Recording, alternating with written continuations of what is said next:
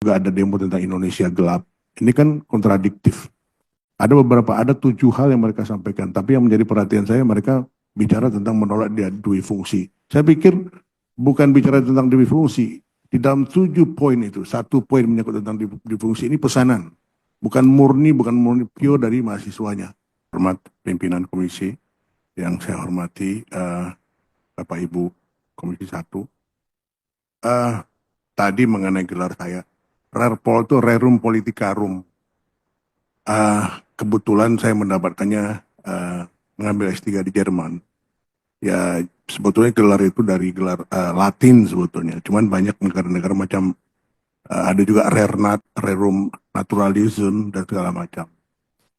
Jadi mungkin gelarnya nggak jamak dipakai di sini, tapi saya berpikir udahlah saya pakai itu saja daripada nanti saya dikira kuliah di tempat di pinggir jalan gitu seperti begitu. Sekali lagi terima kasih waktu yang diberikan kepada saya. Beberapa kali saya menjadi narasumber di Komisi 1, tapi saya pikir di 1 tahun terakhir tidak lagi berkesempatan ada di sini, karena kesibukan juga ada di Universitas Pertahanan. Saya diundang untuk menyampaikan pendapat apa sih terkait dengan rencana perubahan Undang-Undang TNI nomor 34 2024. Lanjut, silakan.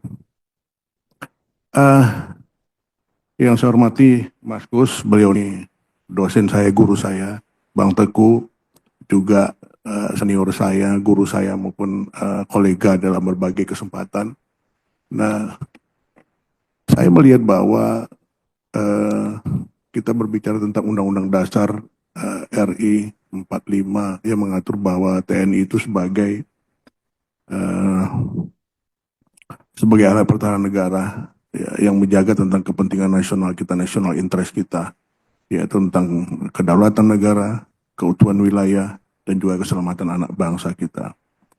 Di dalam Undang-Undang nomor 34 2004 itu, di pasal 47 mengatur bahwa ada 10 jabatan sipil, kementerian lembaga yang bisa diisi TNI. Dari awal sebetulnya sudah ada polemik sendiri di kalangan TNI. Kenapa disebutkan 10 lembaga ini? Kenapa nggak kita biarkan terbuka seperti undang-undang yang ada di polisi? Sehingga tidak menimbulkan katakanlah debat, tidak menimbulkan katakanlah tidak mengundangkan artinya argumentasi yang berkembang di publik. Nah, kita juga dengar bahwa terakhir Panglima mengatakan bahwa penempatan prajurit TNI di kementerian lembaga itu bukan bentuk tubi fungsi tapi multifungsi. Tapi saya pikir apapun lah namanya, semua warga negara tentu saja berhak berada dimanapun. Sejauh memang itu untuk kepentingan negara kita, kepentingan nasional kita. Penempatan prajurit TNI di kementerian lembaga saat ini tentu saja karena berdasarkan undang-undang perlu dibahas. Jadi terima kasih memang Bapak Ibu sekalian mengundang kami, memberikan kesempatan tentang apa yang menjadi pikiran kita terkait dengan penempatan ini. Nah, kebutuhan sumber daya manusia lebih kepada pengalaman empirik yang saya lihat tentu saja ada rencana percepatan dari pemerintah untuk memberdayakan TNI maupun Polri di berbagai posisi ini. Karena melihat bahwa jaringan atau network yang dimiliki TNI Polri itu sampai ke bawah. Kalau di TNI itu ada yang sampai ke Koramil, sampai ada Babinsa, yang betul-betul menyentuh ke bawah. Beberapa kali kejadian contoh COVID-19, tidak mungkin upaya-upaya pemerintah bisa berjalan begitu cepat tanpa bantuan dari TNI Polri itu. Nah, semangat-semangat ini barangkali yang berkembang, yang ada di bawah. Lanjut slide-nya. Next gimana?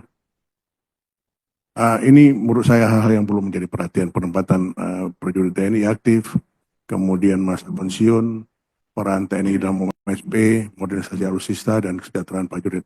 Lanjut. Nah, saya akhirnya berpikir bahwa kejadian seperti sekarang ini seperti sejarah itu berulang kembali. History turn itself. Pola analisis partisipasi militer itu untuk mengembangkan sejumlah metode untuk mengklasifikasikan peran yang dimainkan oleh militer. Partisipasi militer itu dapat dipandang untuk menunjukkan variasi kuantitatif, kualitatif, dan sebagian besar analis dianggap sebagai multifungsi atau multidimensi yang melibatkan peran yang dimainkan sehubungan dengan pemilihan seksi kepala eksekutif dan bentuk partisipasi langsung personal militer dalam eksekutif. Ini sudah lama sekali teori ini, tapi saya mencoba lihat kembali mencari tentang teori dari yang dikembangkan oleh Kahneman ini. Ini banyak di awal-awal katakanlah sebelum munculnya reformasi, teori ini begitu banyak. Kemudian sebagian besar analis berpendapat bahwa partisipasi militer dalam pemerintahan mestinya dipahami dalam konteks pengembangan pemerintah sipil, supporting the civilian government. Jadi bukan cuman artinya ngeruhi, bukan cuma artinya bikin rusak, tapi dalam arti mendukung sama sekali. Jadi mekanismenya itu penempatan mereka justru sebagai akselerator diharapkan, mempercepat, menjadi dinamisator juga, bahwa penempatan mereka ini bukan untuk mengambil peluang dan katakanlah peluang pihak lain dalam hal ini. Tadi saya coba menyampaikan yang disampaikan pimpinan bahwa repotnya orang banyak di Indonesia ini kan banyak orang pintar, tapi lebih senang ngerujak pimpinan, mengujak pemerintah ketimbang memberikan masukan yang konstruktif atau yang membangun. Ini yang repot kita. Orang-orang bicara tentang penempatan nanti kembali demi fungsi penempatan ini akhirnya membuat katakanlah sipil kehilangan jabatan dan seterusnya. Ada beberapa faktor lanjut. Faktor keterlibatan militer dalam pemerintahan saya coba lihat. Ini dari kajian yang coba kita sampaikan bahwa pewujudan militer itu, penciptaan di militer itu lebih kepada munculnya rasa frustasi di kalangan TNI sendiri atau militer sendiri ketika pemerintah sipil itu enggan memberdayakan individu yang kapabel, yang kompeten untuk jabatan publik, untuk mengatur hidup orang banyak. Ya, saya menyatakan begini bahwa banyak katakanlah orang-orang yang mungkin hanya karena kuantitas dia punya suara sehingga dia menjabat tentu. Tidak kualitas yang ditempatkan. Kita muncul rasa frustasi. Kita nggak menyampaikan lagi mungkin kalau kata lebih jauh kita berkatakan muak, mungkin terlalu kasar, tapi kita tuh seperti putus asa melihat apa yang kita kerjakan. Berikanlah kami kesempatan untuk ada di situ, itu yang ada muncul. Kemudian juga ada perilaku politik komandan terpilih ya, misalnya mengatakan iya meskipun itu bertentangan gitu. Kenapa nggak kita iyakan saja, nggak kita ambil kesempatan itu buat orang lain gitu, yang memang lebih kompeten di situ. Kemudian juga bahwa periode politik militer itu, pengalaman politik militer di Prodi 66, Mei 66, Maret 66 hingga Mei 98 itu generasi militer yang ada saat sekarang masih berpikir itu. Cuman ada juga kecenderungan yang generasi muda lebih baru memilih tempat posisi berdasarkan pesanan. Menurut saya mesti dikembalikan dari secara attitude, dari secara misalnya katakanlah psikologis, bisa berpikir lebih logik lah mestinya TNI yang ada di situ.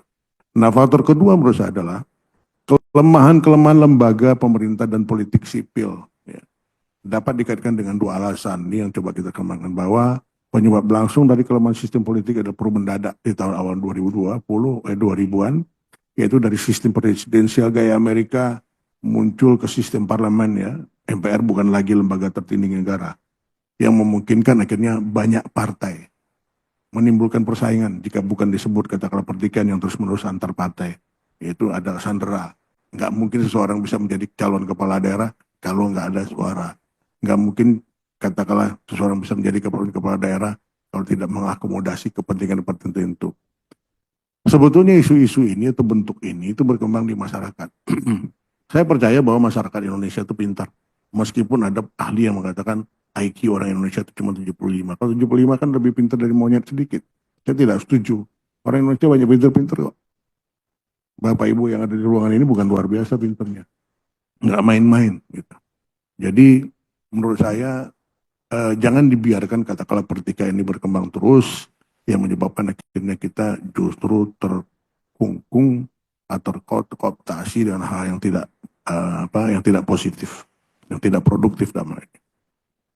Coba kita lihat ini, hasil survei Litbang Kompas di 2024 itu. Itu dilihatkan tuh yang setuju 41%, yang tidak setuju 40%. Tapi nggak disebutkan ditelitinya di mana. Ada generasi Z benar, generasi Y benar dan seterusnya. Tapi di mana? Apakah cuma di perkotaan atau ada di pedesaan? Bisa jadi justru yang setuju itu lebih dari 41,1%. Melihat tadi dari bagaimana orang melihat pentingnya meminta katakanlah militer masuk ke jabatan-jabatan tertentu itu. Jadi yang sangat setuju ada 5,6, yang tidak, yang sangat sudah 9 sekian. Karena nggak lihat pangsa katakanlah poolingnya di mana, di perkotaan kah, di perdesaan kah, atau di kota pun mesti kategorinya metropolitan kah, atau barangkali di provinsi mana tidak. Karena setiap provinsi tentu akan berbeda, termasuk juga tingkat pendidikan akan berbeda di dalam opininya mendukung atau tidak. Nah ini lihat contoh lagi, bagaimana menurut saya munafik juga kita. Kita katakan nggak setuju militer terlibat di dalam berbagai kehidupan sehari-hari. Tapi orang-orang ormas-ormas berseragam ala militer. Coba slide berikutnya. Tuh lihat tuh, ada pangkatnya, ada beret merah dengan bintang 2 segala macam. Orang-orang yang menjadi tentara memerlukan latihan yang nggak sebentar, mesti latihan dasar 4 tahun, kemudian ada pendidikan khusus lanjutan perwira 2 kali, Suslapa 1, Suslapa 2, ada sesko, ada juga Lemhanas bisa sampai ke situ. Ini mereka tiba-tiba dengan semua atribut itu bergolak ayat militer. Tapi tiba-tiba ada muncul berita antagonis bahwa mereka nggak setuju militer ada di pemerintahan. Sementara mereka bermain di situ. Kalau saya personal berpikir orang-orang seperti ormas ini kita tumpah saja. Nggak boleh berpakaian militer. Coba sama dengan orang ormas tiba-tiba menggunakan pakai katakanlah atribut dia sebagai anggota DPR. Kan kita nggak terima.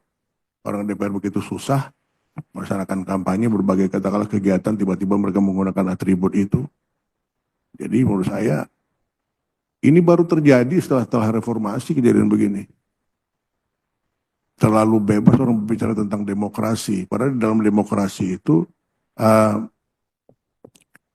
hak orang ada orang lain. Tapi kita melihat sekarang begitu banyak orang yang melawan arus di dalam berlalu lintas, nyebrang 3 lagi di jalan zebra cross dan segala macam. Kalau dulu saya masih ingat pada saat kita masih tahun 70-an itu, begitu kita berdiri di zebra cross, kendaraan langsung berhenti memberi kita kesempatan untuk menyeberang. Sekarang enggak. Udah berjalan di zebra cross pun mereka bikin kencang mau nabrak kita. Begitu mundur sebetulnya budaya kita terkait dengan masalah hal ini.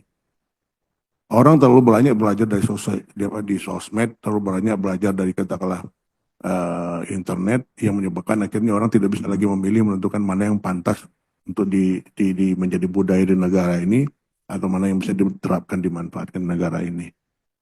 Berikutnya lihat, ada demo tentang Indonesia gelap. Ini kan kontradiktif. Ada 7 hal yang mereka sampaikan, tapi yang menjadi perhatian saya mereka bicara tentang menolak dia dui fungsi. Saya pikir bukan bicara tentang dui fungsi. Di dalam 7 poin itu, 1 poin menyangkut tentang dui fungsi ini pesanan. Bukan murni pure dari mahasiswanya. Kenapa mereka berpikir tentang itu? Kalau sekarang ada pemerintah yang ada kebetulan presidennya mantan militer seorang jenderal. Tadi ada pesanan. Kembali ke tadi yang menyampaikan bahwa terlalu banyak orang pintar di negeri ini akhirnya ribut, argumentasi, kemudian berbagai debat publik terkait dengan itu. Yang akhirnya membuat kita kehabisan energi. Yang kaya tetap kaya, yang miskin makin miskin. Negeri kita nggak berubah untuk lebih maju. Saya cuman mengatakan menyitir, mungkin Bapak Ibu sekalian sudah sering yang namanya ke Vietnam. 10 tahun yang lalu Vietnam nggak ada apa-apa, tapi tahun sekarang coba lihat. Vietnam sudah bisa dikatakan sejajar dengan kita. 5 tahun lagi kita akan ketinggalan dengan Vietnam. Sekarang Vietnam sudah masuk kendaraan listriknya ke Indonesia, Finfast sudah masuk. Kemudian belum lagi mereka mengembangkan teknologi yang namanya solar cell, bukan lagi dari matahari, tapi dengan cahaya bulan. Kita belum tersentuh sama sekali. Apa yang kita punya? Kita punya semua. Potensi kita punya semua. Orang pintar punya semua. Tapi kita teralihkan perhatian kita dengan berbagai debat yang nggak konstruktif sama sekali. Lanjut. Nah ini faktor pendorong keterlibatan militer dalam politik. Saya mengambil teori yang disampaikan Pak Muhtar maupun Salim Said 91, bahwa keterlibatan militer dalam politik itu disebabkan lemahnya pemerintah sipil maupun politik, institusi politik. Kemudian adanya perilaku pimpinan politik, ya, political behavior dari komandan-komandan militer yang terpilih. Dan ketiga adalah inkonsistensi, ya, pimpinan politik, ya, statementnya maupun praktik politiknya, yang akhirnya mendorong rakyat banyak, society meminta militer terlibat di dalam politik. Jadi munculnya ketidakpercayaan. Nah, tapi sekarang berubah lagi, ketidakpercayaan itu seakan-akan militer yang ingin ikut di situ. Ini menurut saya menjadi, katakanlah, perlu debat yang lebih jauh terkait dengan ini. Ini yang beberapa catatan yang menurut saya yang perlu disampaikan terkait dengan itu. Saya mencoba melihat seperti sejarah yang berulang kembali. Lanjut berikutnya.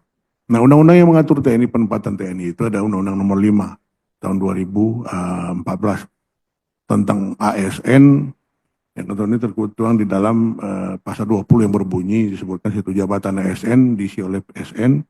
Jabatan ASN tertentu dapat diisi dari TNI dan Kepolisian Negara. Nah, pengisian jabatan ASN ini berasal dari prajurit Tentara Nasional Indonesia dan anggota kepolisian. Dilaksanakan pada instansi pusat sebagaimana diatur dalam Undang-Undang Tentara Nasional Indonesia dan Undang-Undang tentang Kepolisian Negara. Jadi ada undang-undangnya. Kalau sekarang orang ribut tentang itu, apalagi yang menjadi landasan kita kalau bukan landasan hukum? Bukankah negara kita negara hukum? Ya, ada persoalan yang paling penting saat ini bagi kita adalah bagaimana menyelesaikan persoalan hukum tentang oligarki dan segala macam. Saya tidak berdebat dalam hal itu. Nah, di PP nomor 39 tahun 2010 itu pada pasal 21 ayat 3, bahwa prajurit KRI yang selesai menjalankan masa ikatan dinas pertama, itu kalau perwira itu 10 tahun pertama. Kalau misalnya bintara pertama itu 7 tahun pertama. Tidak menganjurkan berhenti, itu pada saat kita masuk itu ada dokumen kita setuju atau tidak, bersedia ditempatkan di mana saja, kemudian sama 10 tahun nggak boleh keluar, 7 tahun nggak boleh keluar. Nah, di sini dianggap dilanjutkan ikatan dinas lanjutan, ikatan dinas lanjutan. Nah, saya berpikir bahwa jangan otomatis. Karena banyak teman saya yang sekarang bintang 3 itu kapten itu udah ingin berhenti. 10 tahun, 9 tahun dia menjadi tentara ingin berhenti. Ingin mundur. Nah, jadi menurut saya dia ada evaluasi, ada 10 tahun, 10 tahun, 5 tahun, 5 tahun, 5 tahun. Akan kelihatan dia efektif atau tidak. Dia bermanfaat atau tidak. Kalau cuma pangkat tinggi-tinggi aja, kemudian nggak ada manfaatnya untuk institusi, nggak ada manfaat untuk negara, untuk apa? Karena jadi tentara itu bukan untuk jadi orang kaya. Kalau mau jadi orang kaya, jadilah pengusaha atau segala macam. Buat mengabdi. Nah, ini yang tidak pernah dilakukan selama ini di TNI. Jadi, kalau katakanlah yang bersangkutan memang capable, dia mengeligible dalam jabatan itu, sehat, kemudian rohaninya sehat, psikologisnya bagus, dia bisa sampai 60 tahun. Ya. Kalau katakanlah perwira tertentu, perwira tinggi tertentu bisa saja lanjut lebih, tergantung kebutuhan negara ini. Yang selama ini seperti berlangsung baik di Inggris maupun di Amerika. Karena kebetulan kiblat kita kan banyak ke Amerika. Kalau ya negeri ini memang harus lebih maju lah dengan semua potensi yang ada, orang banyak, kekayaannya, termasuk juga dengan semua kepintaran-kepintaran yang ada, kita mesti berlihat ke situ, bukan mundur kita saat ini. Kemudian saya juga berpikir bahwa perlunya seleksi kompetensi, ya, bagi perwira atau TNI yang pegang jabatan sipil, bukan karena kedekatan politis. Kan banyak banget tuh yang tiba-tiba yang nggak pantas tiba-tiba dia menjadi kepala staf, yang kurang bagus tiba-tiba menjadi panglima, makanya banyak ribut. Atau barangkali polisi tiba-tiba jadi kapolres atau jadi kapolri atau kapolda, gitu. Rame. Kalau katakanlah misalnya nggak ada seleksi kompetensi itu, buat apa yang ada bapak-bapak, ibu-ibu yang ada di sini sebagai wakil rakyat, kan menjadi kepanjangan tangan kita untuk menyatakan bahwa siapa pantas atau tidak. Yang repotnya kadang-kadang juga ada ya personal tertentu mendekati individu tertentu biarkan promosi meskipun banyak pelanggaran. Bayangkan aja ada jenderal yang kerjanya macam-macam, yang korupsi, nambah istri, segala macam, tapi dia bintang 3. Nggak layak, personal menurut saya nggak penting. Tapi kenyataannya begitu. Mesti kita geser yang bersangkutan dari posisinya. Kemudian menurut saya menyangkut tentang kesejahteraan prajurit ini, prajurit terutama prajurit Bintara Tamtama jangan dilarang berbisnis. Apa sih bisnis mereka? Mantan anggota saya, Sersan, begitu pensiun dia bisnisnya bakso karena dia nggak punya kerjaan. Selama dia bertugas dia nggak punya kerjaan. Sementara gajinya pada saat dia pensiun kan tinggal 70% dari gaji pokok. Jenderal saja pensiun bintang 4 hanya dapat 5,2 juta. Jenderal bintang 4 begitu pensiun dapat 5,2 juta. Bagaimana cerita? Sementara kalau dia tidak pernah naluri bisnisnya dikembangkan, makan apa? Sekarang teman-teman saya ada yang bintang 3 dan bintang 4, anak-anaknya masih kecil, begitu pensiun bingung. Mau ngapain? Nggak bisa apa-apa. Dicoba masuk ke administrasi, misalkan administrasi publik, katakanlah komisaris, dia nggak bisa apa, nggak ngerti, dia nggak punya bekal. Keinginan tentara sekarang untuk kuliah itu kan baru belakangan ini aja. Yang tiba-tiba ada jadi profesor, tiba-tiba jadi doktor, kan belakangan ini aja ada tuntutan. Sebelum nggak ada, sebelumnya nggak ada, nggak berpikir. Mereka berpikir untuk apa sekolah, untuk apa kuliah, kalau mereka bisa naik pangkat. Ironis sebetulnya, bahwa nuansa militer kita dorong untuk menjadi lebih terpelajar itu penting. Tapi repotnya juga ada omongan, saya nggak butuh orang penting, yang butuh orang loyal. Saya bingung, loyal itu seperti apa? Sangat ngambang arti tentang loyalitas itu. Loyalitas itu yang mana sebetulnya? Apa yang bersangkutan tidak ada ancaman pembunuhan atau tidak ada berkaitan pada negara yang loyal? Apa yang dimaksud loyal? Yang saya berpikir adalah bagaimana kita mengembangkan kepintaran personal ini untuk kepentingan nasional kita, nasional interest kita tadi itu. Menjaga kedaulatan bangsa kita, bahwa bangsa kita besar, bangsa yang kaya, menjaga keutuhan wilayah kita, jangan dijual pasirnya, jangan di luar kayunya untuk menimbulkan bencana. Kemudian bagaimana rakyatnya selamat, sejahtera, mestinya itu yang ada di pikiran mereka, bukan lagi berpikir bagaimana cara bisa mereka hidup karena nggak punya duit. Nah ini kira-kira nih berikutnya, ini dari teori O'Hanlon tentang berbagai bidang katakanlah ilmu pengetahuan yang mestinya dimanfaatkan oleh militer. Yang ada yang menyangkut tentang artificial intelligence, ada yang menyangkut tentang masalah computer science, internet of things dan segala macam. Ini mesti dikuasai oleh militer kita ini. Bahwa tentang NTS, non-traditional security threat itu, kalau sekarang kita katakanlah tahun-tahun belakangan ini baru bicarakan, negara lain seperti Singapura ada bicara tentang NTS itu 15 tahun yang lalu. Amerika apalagi sudah 20 lebih mereka bicara itu. Apakah kita akan terus ketinggalan untuk melihat perkembangan itu? Mari kita lihat. Bagaimana dengan cyber? Kita punya cyber banyak. Tapi kemampuannya seperti apa? Banyak juga dalam artian katakanlah teori-teori menyangkut tentang kemampuan cyber itu dimanfaatkan untuk memperkaya diri. Tidak untuk membuat katakanlah kemampuan institusinya jadi meningkat. Saya berpikir bahwa semua itu kita mesti berdayakan. Banyak peluang. Tapi jangan sampai yang cuma yang disorot yang ada di Bulog sana, TNI, yang ada barangkali di katakanlah di posisi ses, sekretaris presiden di menteri. Itu cuma masalah kecil, lebih penting lagi yang urusan yang lain lah pada masalah itu. Jadi menurut saya, siapapun berhak untuk menempati jabatan tertentu, tidak dihadang oleh berbagai ketentuan-ketentuan yang justru membuat kita rugi. Lanjut. Nah ini rasio belanja negara kita di negara 20. Indonesia itu nomor berapa? Nomor 16 dari 18. Kita lebih tinggi dari Meksiko dan Argentina. Lainnya kita ketinggalan. Begitu rendah kita. Hanya 0, berapa di sini? 0,7 kalau sekarang 0,8. 0,8 itu berapa? Hanya sekitar antara 130 sampai 140 triliun. Yang lebih dari untuk anunya aja, overheadnya aja, untuk belanja pegawainya aja, itu lebih dari 50%, ada 77 triliun sekian. Nah perbanding anggaran pertahanan negara ASEAN ini, Singapura paling tinggi, PDB-nya 3,3. Hampir seperti Jepang yang flat 4%. Itu dari APBN-nya 18%. Kalau Indonesia 4,1. Saya pikir kemarin sekitar 4,9, sekitar 4,1. Rendah sekali. Hanya 0,8, enggak sampai 1%. Bahkan, lanjut lagi. Nah ini modernisasi alat alutsista yang perlu dipercepat untuk penuhi target MF. Kalau kemarin pemerintah memesan yang namanya Rafale,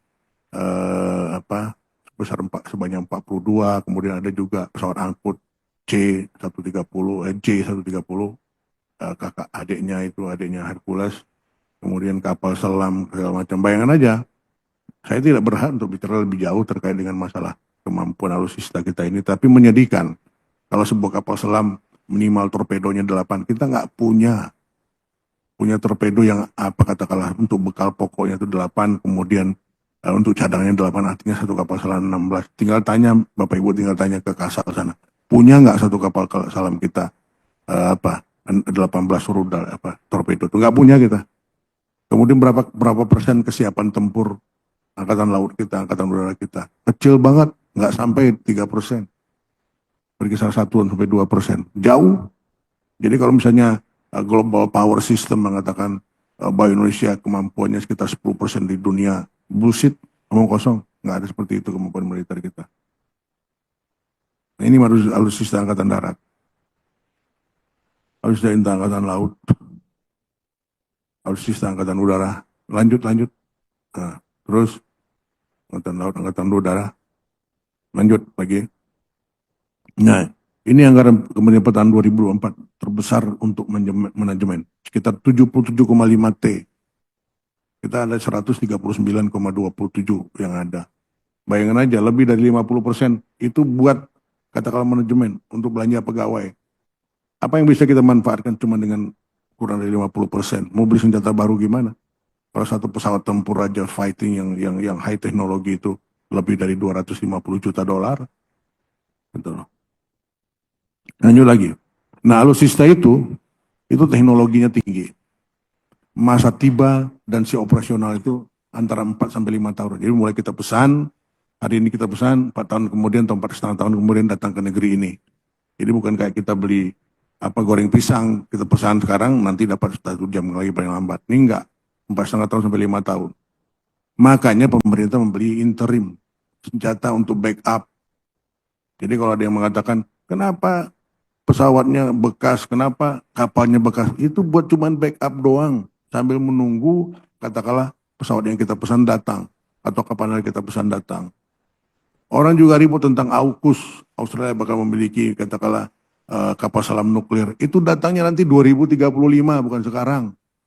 Meskipun katakanlah pada saat itu Waminlu mengatakan ke pihak keutusan khususnya Australia tentang peran mereka tuh, kita mengatakan syukurlah Anda menciptakan 1% aja enggak.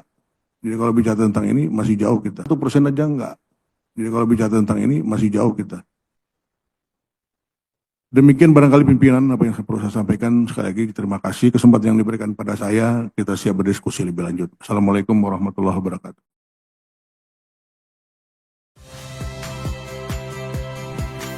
Saya Hilary Abela. Saksikan program-program Kompas TV melalui siaran digital, pay TV, dan media streaming lainnya. Kompas TV, independen, terpercaya.